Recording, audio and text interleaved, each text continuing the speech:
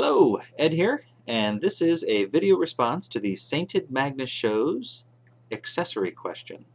And what he wants to know is what are your favorite accessories, or what is your favorite accessory, and what is your least favorite accessory for the systems that you own.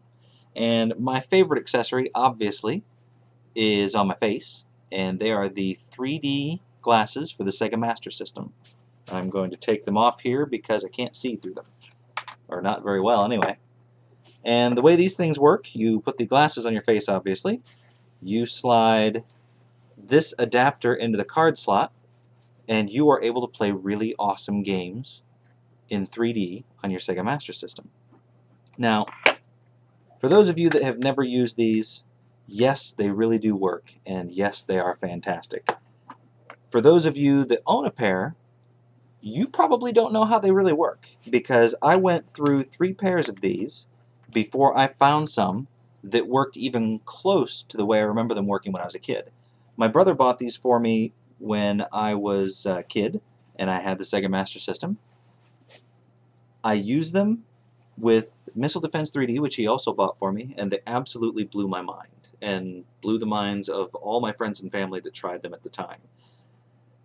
You would play Missile Defense 3D and you would literally be aiming the gun at the ceiling trying to shoot these things coming at you. It was fantastic. I can remember setting my mom down in front of the television and letting her play it, and she freaked out and was screaming, and she eventually fell off the chair. It scared her so bad. The things are astounding, and these are not quite as good as I remember them, and sadly the ones that I had back in the day broke within a week because we used them so much, and I didn't get another pair. But these don't work quite as well as I remember, but they do work a lot better than the first 2 pair that I had. So those of you that have them and you don't think that they're much to look through, you should probably look into getting another pair, because the ones that you have probably don't work properly. Now, a close second to this was a joystick, actually. And I know you're thinking, yeah, why is one joystick different from another? Well, it is the Competition Pro joystick, and what makes this thing cool is not that it is a joystick that uses arcade-style micro switches, and it's not that if you hold it like this, it looks like a robot with red eyes and a big nose. It is that it plugs into another joystick. Oops, if I can get it to go together. Plugs into another joystick, like so, and then plugs into the Atari 5200.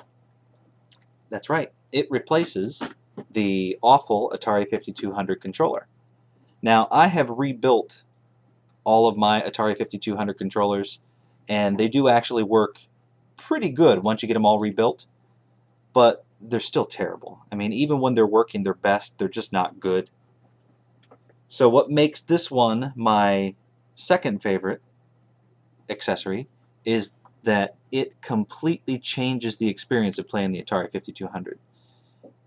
It makes it go from a bad system to actually a really good system for the time that it came out. There's some really fun games on the Atari 5200. Now, most of them are better versions of the Atari 2600, but they are much better versions. Actually, the graphics and the games on the Atari 5200, in my opinion, are better than most of the games that came out on the 7800 many years later. So that's why that is one of my favorite accessories. Now, my least favorite accessory, and I did have a couple that could have been on this list, but I picked this one here. It is the Quick Shot, you can almost read that, Quick Shot for the Nintendo Entertainment System. And I got this in a lot of controllers. It was a box full of controllers that I bought off of eBay, and I actually bought it because it came with 2 Atari 5200 controllers and the Competition Pro joystick here. That was the reason I bought the lot. I paid $15 for them, and I think $5 or $7 shipping. And anyway, this thing came with it. And when I first saw it, I thought, cool. The first thing I saw was that it was for the NES. The second thing I saw was this big ball here, and I thought, ooh, it's a roller controller or a trackball for the NES. That's not what it is. It is, well, it's just a hideous controller. Basically, you've got this thing here. Let me get it in the screen here. You're supposed to put your hand on top of this. These are the A and B buttons, start and select. And then all this thing is like a, it looks like a breast, but it works like a joystick. Up, down, left, right. That's all it does. It doesn't do anything special. Well, actually it does one thing special. You can hit this switch here and it reverses it so that now this is A and this is B.